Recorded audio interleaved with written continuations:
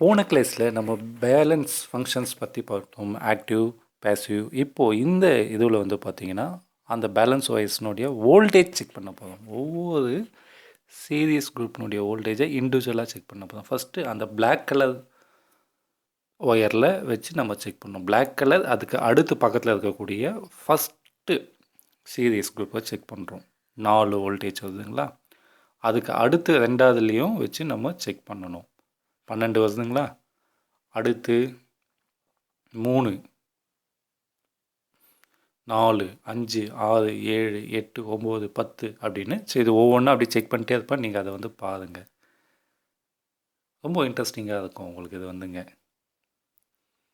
இது செக் பண்ணாமல் நம்ம கனெக்ட் பண்ண என்ன பார்த்தீங்கன்னா பிஎம்எஸ் போயிடுவாங்க. பிஎம்எஸ்ல கூட அந்த ரெசிஸ்டர்ஸ் வந்து எரிஞ்சு போயிடுறதுக்கு உண்டான வாய்ப்புகள் வந்து ரொம்ப அதிகம். ஓகேங்களா.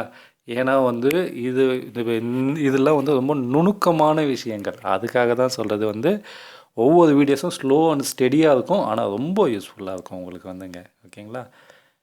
கரெக்டாக அந்த சின்ன ஹோல் இருக்குது பாருங்கள், அந்த ஹோலில் செக் பண்ணி பார்க்கணும். அந்த மாதிரி வைக்கும்போது ஷார்ட் ஆகாமல் பார்த்துக்கணுங்க, அதுதான் ரொம்ப முக்கியம். ஓகேங்களா. அதுதான் இப்போ ஜூம் பண்ணி காட்டுறாங்க. ஸோ அடுத்த கிளாஸில் நம்ம அடுத்த டாப்பிக்கில் அப்படியே வந்து பார்க்கலாம். இந்த கிளாஸில் என்ன டவுட் இருந்தால் கேளுங்க.